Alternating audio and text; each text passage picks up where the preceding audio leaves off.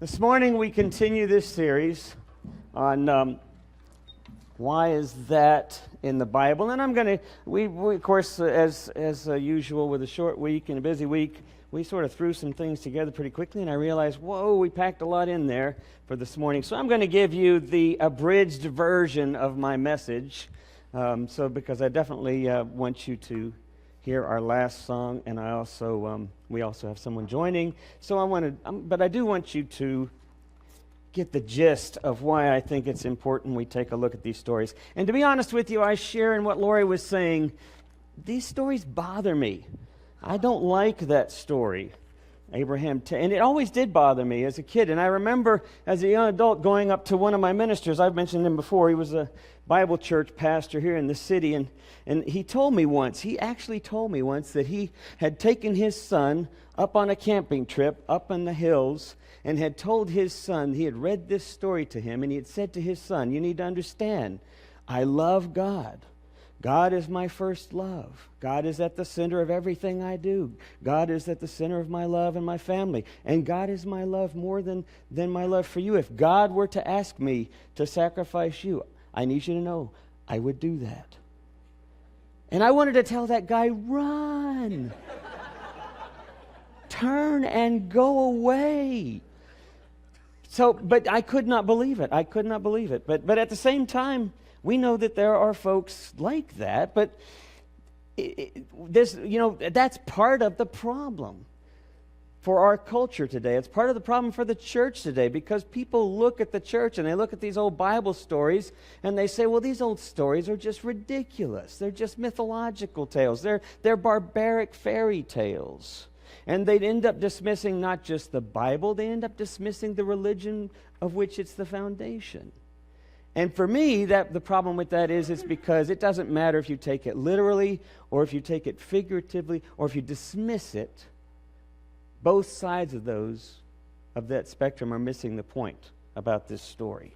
The same way as we talked about the flood last week, this story has much more to it if you get beneath the surface of the story. If you get up above the story 30,000 feet and look at the bigger picture. So, last week we looked at the flood, and we were reminded, if you remember, God said at the end, after the flood, God said something that gods don't do back in ancient Near East. God said, "I'm sorry I did this, and I'm not going to do this again."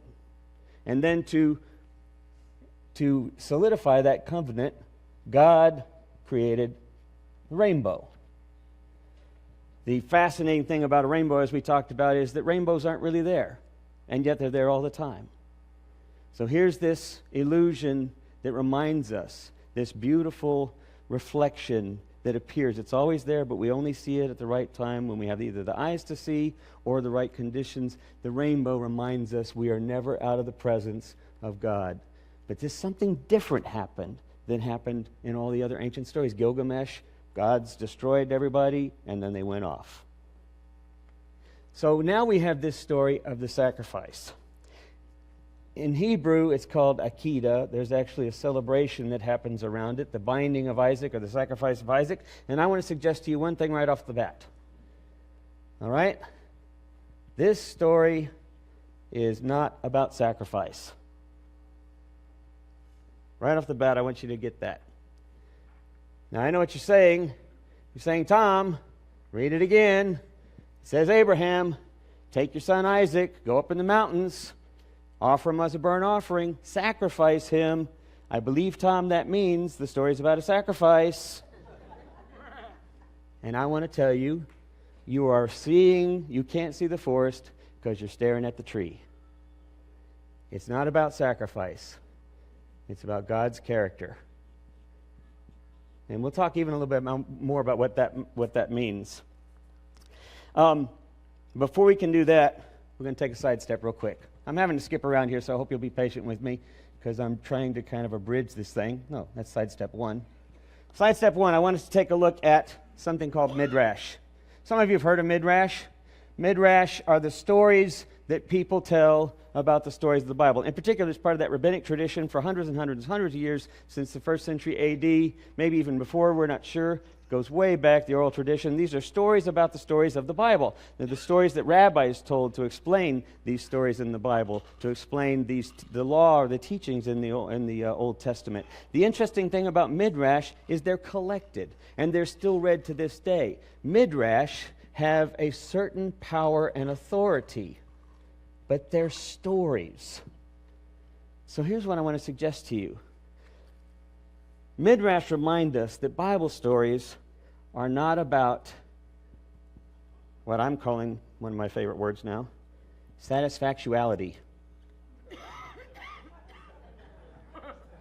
It's a word, okay? You remember that Disney song, right? It's not about satisfactuality. The stories of the Bible are also not about fictionality. All right? I hope you're hearing this. They're not simply just stories that are fiction. They're not stories that are fact. There's something completely different. They're about truth. My uncle used to say, don't ever let the facts get in the way of a good story. He also used to tell me, when he'd tell us these tall tales, that everything he would tell us is the truth, even if it never happened. Don't let the fact that a story is either fact or it's fiction get in the way of the fact that it has something to tell us. Anytime you read a story, you're moved. Anytime you hear somebody else's story, if you're listening, you're moved. If you're sharing your story with someone else, you've already embellished it. You've already added to it. You've already brought in your cultural little cues and whatnot that we've grown up with. It's still true. It shares something deep about yourself. So we have to get past that whole issue. All right, now we can come back over here, and I want to make this point again. The story is not about God's demand for sacrifice. The story is, in fact, about God's character, which is that God will provide a way. The rest of the story, if you'll remember, the rest of the story is they get up there, and as they're walking along, Isaac's looking up at his dad. And you get this sense that Isaac is looking at his dad going like, there's no ram. What's going on here? There's no ram. What are we going to sacrifice here? And then Abraham says, don't worry. God's going to provide the offering for the sacrifice. Goes up to the mountain, and then he's about to strike Isaac. And then an angel appears, and he sees a ram off to the side. And that's what they end up sacrificing. But we look at it and we say, oh, Abraham passed the test. This was a test for Abraham. Don't you believe that? But Tom, it says God tested Abraham. You got to get past that to see this bigger picture. What did every sacrifice in Near Eastern times involve? From the most ancient of times, okay, I got to take another sidestep. Okay, sidestep 2. Okay? Sidestep 2. Ancient religion. What was ancient culture centered around? Ancient culture was centered around tribe. Ooh, feels like we're getting ancient again, doesn't it? Ancient culture was centered around tribe. Everything revolved around tribe. Your personality, your personhood, your individual person revolved around tribe. What you did reflected on that tribe. Everything was about being a part of this tribe. So it was about food for the tribe. It was about land. It was about people. Everything revolved around tribe. And who was in charge of the tribe? Abraham was the leader of his tribe. There would be 12 tribes eventually. Tribe was the central way of being and living. Now, they didn't know anything about reproductive biology. They didn't know anything about meteorology. So, you didn't have children? That was God. If you did have children, that was God. If there was a storm, that was God. If you didn't have rain, that was also God. If your sports team lost, it's still God. Right? I mean, there was this orientation that everything happened because of God. You couldn't explain anything. We're talking 2,500, 33,000 years, 3,500 years ago. couldn't explain how things were happening. They didn't understand even reproductive biology in the least. So everything was related to how you related to the God who's in charge. It was true for Mesopotamia. It was true for the Assyrians. It was true for the Babylonians. It was true for the prior cultures. It was true for Israel. But something else happened. In Israel, the idea was, of course, that how do you make the gods happy? You sacrifice. And to make sure that you make the gods happy, sometimes you would sacrifice more. Human sacrifice was pretty common in the ancient Near East prior to Israel. But this sacrifice was different. What happened in this sacrifice? In this sacrifice, God stops it. God stops the sacrifice. I don't have any more room to write. Okay. Instead, God says, God will provide the necessary stuff of the sacrifice. So, what's happening here? This is different. When you step beyond this story, what you're suddenly seeing is you're seeing that God is providing a way forward. Why is that important today? And I'm really skipping around a lot here. Because I want to suggest something novel about this story. How does God provide? How does God provide a way forward? If it's not about tribe, what's it about? I'll just put it this way. A way forward. Abbreviated there. How does God do that? How does God provide a way forward? If it's not about tribe, what's it about? Well, if you go a little bit further ahead and look at the prophets who were always trying to remind the people of this one thing. You remember what happened with the flood story? It was reiterated at the end of this story. At the end of this story, God said it once again, I will maintain my covenant with you. You will be my people. I will be your God. And you will be a blessing to what? The world. Thank you. You will be a blessing to the world. It doesn't say you will be a blessing to your tribe.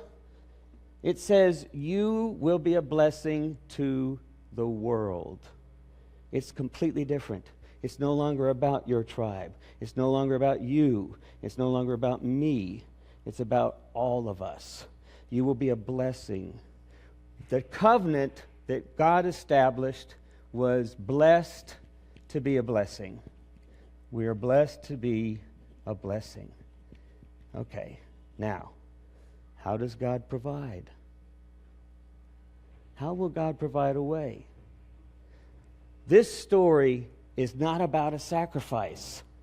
This story is about stopping those kinds of sacrificing and reminding us that in the midst of life, God is saying yes and to life. God is saying the way forward is participation. It is investing in one another. Now, what do I mean by that? What does Micah say? Micah the prophet says to the people of Israel, God doesn't want the ram. God doesn't want your best ram. God doesn't want 10,000 rams. All that God requires, some of you remember this because your Bible aesthetes, your Bible, never mind. I've completely dropped my notes here and just am walking or kind of on a wing here to try to finish this up in time. But God said, what Micah says, what God requires is that you love mercy, that you do justice, and say it if you know what you do what? Walk humbly with God. Walk humbly with God. It says, do justice, love mercy, walk humbly. Participate. There's a wonderful, I don't have time to go into all the different little stories and illustrations that I was going to share with you. If you check out, there's a new book out that's by Desmond Tutu and the Dalai Lama called Joy. One of the simplest things that he finishes up with when they both ask, if you were to summarize everything, what would you say is the most important thing in life? How do we find that happiness? And they both say the same thing. They say, if you want joy, love someone. If you want joy, be compassionate. If you want joy, participate in a life of compassion. Yesterday, the band Is this going to work if I do this real quick? Our screen went out up here, so it's kind of thrown some things off. But if you'll look back at the back, let's see. It's a little bit bright in here, but you can see. The band yesterday had a chance to go and play at this wonderful facility here in town the city put together about a year ago called True Worth Place. It's a resource center for homeless individuals in our community. And it's open all day until about 3 o'clock or so. There's lockers, there's computer terminals, there's showers, there's all sorts of resources for folks to network as well as to get training. And about 200 or so, 300 people come through there during the day. So one of the directors there, Susan DeLong, who sometimes comes to 11:11, and visited us one Sunday and just said, I wonder if the band would ever want to come and just play for us on a Saturday. It's not something they would normally do. And then she talked with Sharm, and Sharm put it all together, and then the band jumped in on it, and Brad jumped in on it. And so yesterday we did a 2-hour-plus concert with all of these folks. And I just wanted to show some of the images here. Let's see if this will work. I'm doing the forward button. There we go. Yeah. So this is from the band looking out. There were about 200 or so people. What's amazing is what happens when you reach out. What happens when you're simply present with people?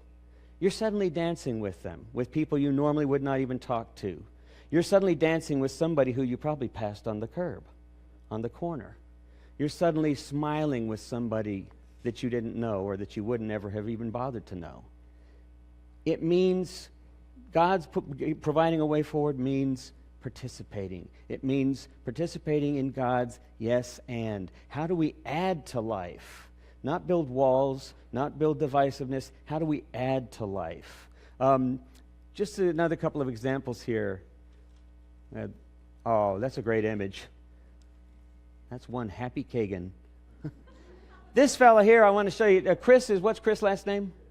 Chris Bailey. Some of you might have remembered Chris Bailey, who came out with this Everybody Love Everybody after the police shooting that happened last year, early last year. And what this guy does is amazing. Brad knows him and has known him for years. Brad gave him a call. The guy said, I'll be there with enough food for 200 people. And he showed up yesterday with over 200 pulled pork sandwiches, beans and rice. And then we gathered plates, and it was just a feast. It was like the loaves and fishes. It was just amazing.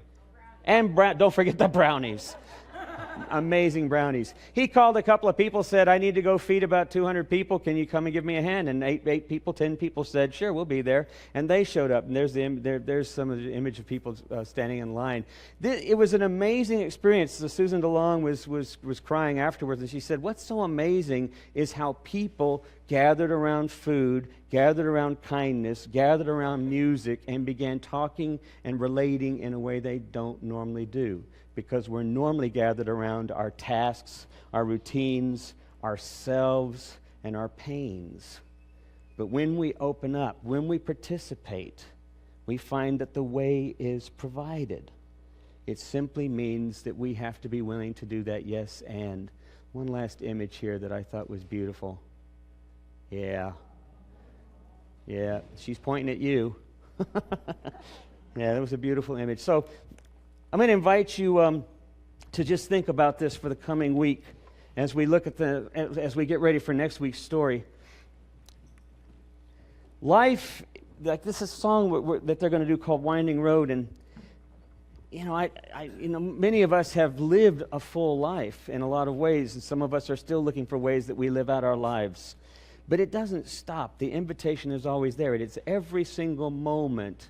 It's not sacrifice God is asking for. If you talk to Chris Bailey, he's not going to say, I made a sacrifice and worked till 2 in the morning. If you ask the band or Brad and I, who showed up here at 10:30 in the morning to start putting together all the gear, and John was helping us, if you ask us, wow, you gave up your day off. I mean, you gave up all this time and then you spent the whole day there. If you ask any of these folks, you made a sacrifice. Thank you for that sacrifice. None of them would say it's a sacrifice. Chris was smiling the whole afternoon as people were eating because it gives Chris joy to participate.